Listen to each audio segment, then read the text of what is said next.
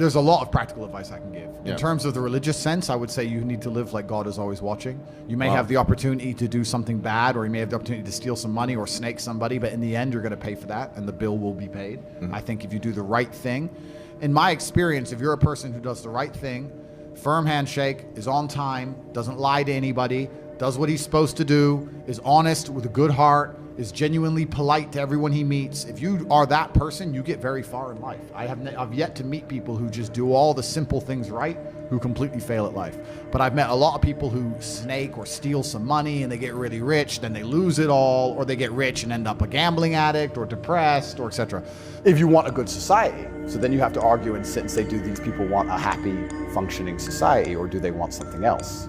I have to live the exact same life regardless of how I feel. So for me, happiness is not a good indicator on how life should be lived. You shouldn't wake up and say, how happy am I today? How does that affect how I act?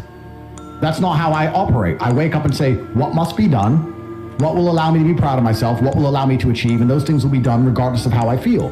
And that's how the most successful people on earth all operate. The most successful people on earth don't only do things because they feel happy about doing them. The whole world doesn't give a fuck if men are happy or not. Nobody cares about men being happy. We talk about women being happy, and we want children to be happy. If you look at a full-grown man on Christmas morning, he's smiling because his wife is smiling. He's smiling because his children are smiling. Nobody even buys him anything. What do they buy the dad? Socks?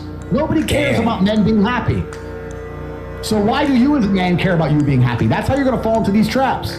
I'm a very content person. I live a fantastic life. I'm not miserable or depressed. I'm not sad ever. But I don't wake up and go, I want to be happy today. No, sir. I wake up and say, okay, things must be done. And those things will be completed regardless of how I feel. Regardless of how I feel.